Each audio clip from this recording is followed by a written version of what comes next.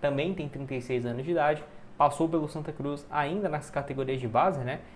2008, 2009 faz algumas partidas, é emprestado para o Veracruz de Pernambuco e teve o destaque realmente em 2011, 13 gols em 21 partidas naquela ocasião, né? O Santa Cruz estava naquela série 2013, né? Antes chegou para o Internacional, vinha de uma fase boa no estadual, né? No Campeonato Pernambucano, quando ele foi contratado. E aí de lá para cá foi história, né? Teve seus altos e baixos no Internacional, bom desempenho na Portuguesa em 2013 e aí rodou, né? Pro futebol da MLS, São Paulo, Bahia, onde teve um bom desempenho, Cruzeiro, quando ele volta aqui para o Brasil dos Emirados, não muito bem, e pelo Juventude, clube atual que tem perdido espaço. E como tem contrato só até o fim do ano, muita gente já tem perguntado sobre isso.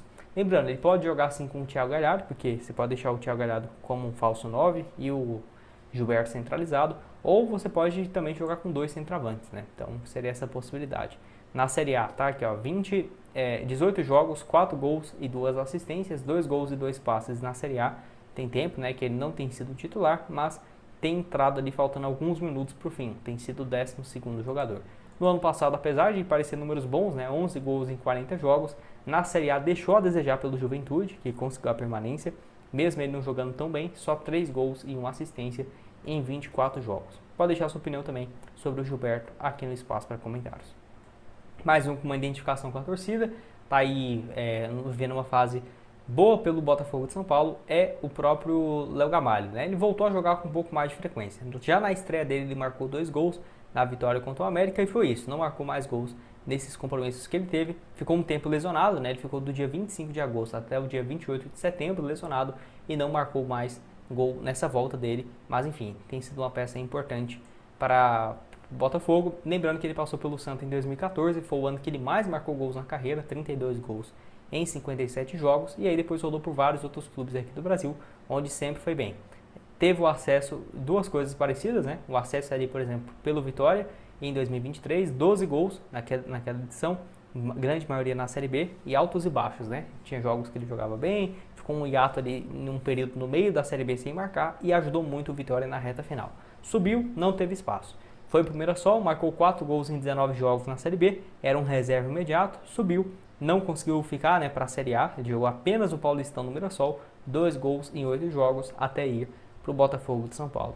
Teve acessos também pelo Curitiba em 2021, fez uma Série A até que razoável, né? Então em 2021, naquele ano na Série B, ele marcou 16 gols pelo Curitiba e ajudou o time a subir. 2022, 8 gols em 28 jogos naquela edição da Série A, e 2023, onde ele foi, né, para o Vitória na Série B, 23 jogos e 10 gols, tá aqui a reta final dele ajudando em alguns jogos. Pode deixar sua opinião aqui embaixo sobre o Léo Gamalho também, se fosse para escolher, né, você aceitaria o retorno do atacante, que tem uma boa identificação com a torcida, é o mais velho de todos aqui, né, tem 39 anos, mas que fisicamente ainda se apresenta muito bem.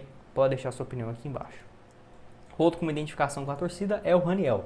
Ele que, diferentemente dos outros que tem contrato só até o final, né, do ano, ele tem vínculo até junho do ano que vem, uma equipe lá da Tailândia, onde não conseguiu jogar ainda nesse ano. Não sei se é por preparação física ou algo assim.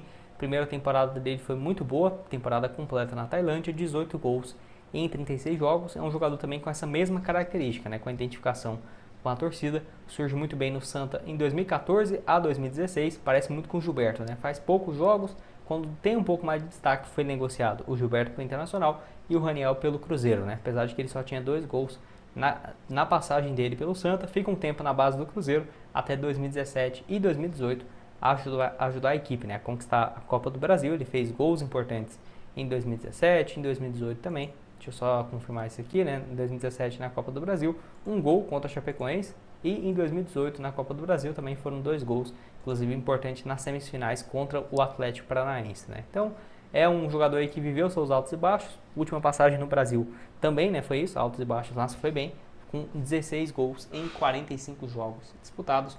Pode deixar a sua opinião aqui embaixo. O que você tem a dizer? O Fluminense pagar uma parte dos salários e o Santa Cruz pagar outra, né? De acordo aqui com o portal, a proposta do Santa seria quase que o dobro do que recebe o Galhardo, então 200 mil por mês, 250, poderia ser algo próximo disso. Acho que pode sim ser uma boa o Keno, porque pro ano que vem acho difícil ele continuar tendo minutos no Fluminense. Nesse ano ele já perdeu um pouco do seu espaço. Enfim, pode deixar sua opinião aqui sobre o jogador. 5 gols e 4 assistências nessa atual temporada. Ano passado números parecidos, né? 40 jogos, 4 gols e 3 passes. e 2023 o melhor ano, inclusive com 2 assistências na final da Libertadores, 13 assistências naquele ano em 53 jogos. O melhor momento dele com o Fernando Diniz, né? Naquela ocasião. Pode deixar sua opinião aqui embaixo nos comentários. O que você tem a dizer? Se aceitaria, né, o retorno do Keno ou não? Grande destaque em 2014 e principalmente naquela Série A de 2016. Não é à toa, né, que logo depois foi vendido para o Palmeiras por quase 5 milhões de reais e também uma grande venda logo depois, né, para o Pirâmides do Egito por 8 milhões de euros, 18 gols em 61 jogos disputados pelo Santa naquela edição da Série A, né? Tá até aqui a foto dele e tudo mais. E os momentos, o último jogo dele foi contra o Grêmio no dia 27 de novembro, que ele terminou com uma assistência. Penúltimo jogo também, um gol e um passe pelo Atlético contra o Atlético Mineiro, clube depois que ele teve, né, uma boa trajetória e vários títulos conquistados na sua carreira desde aquela sua saída. Pode deixar sua opinião aqui embaixo nos comentários. O Raniel, né, uma situação que, igual eu falei, parece com o do Gilberto, saiu muito cedo. Ele fez pelo Santa Cruz em 2015 15 jogos, 2 gols, 5 jogos em 2014 e 21 jogos em 2016, até ir para o Cruzeiro, né? Ele ficou basicamente meio ano na categoria de base do Cruzeiro até jogar no profissional.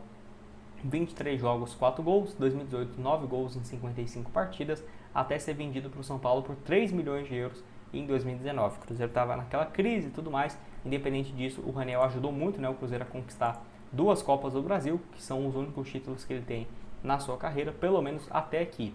Bem mais jovem, 29 anos, então se fosse para investir no Gilberto ou no Raniel, eu acho que o Raniel tem mais potencial que por ser mais jovem, né? Renovou seu contrato lá na Tailândia, onde jogou muito bem, 18 gols em 36 partidas. No Vasco em 2022 ele foi bem, né? Depois de longos períodos que ele foi mal no Santos, no São Paulo também, que teve troca, né, entre os jogadores, entre os clubes. O Raniel acabou indo parar no Vasco por empréstimo junto ao Santos e foi bem naquela Série B, ajudou o Vasco a subir. 10 gols em 31 partidas. Na temporada, 16 gols marcados e muitos altos e baixos. Depois foi para a segunda divisão da China, foi bem por lá, passou rapidamente nos Emirados Árabes até se encontrar na Tailândia, onde tem contrato até junho do ano que vem. Então não é uma situação fácil, porque não termina o contrato, a temporada em dezembro, né, como é aqui pra gente. Acaba dificultando então imaginar um retorno para o início do ano, mas por que não, né? Pode deixar sua opinião aqui também sobre o Raniel.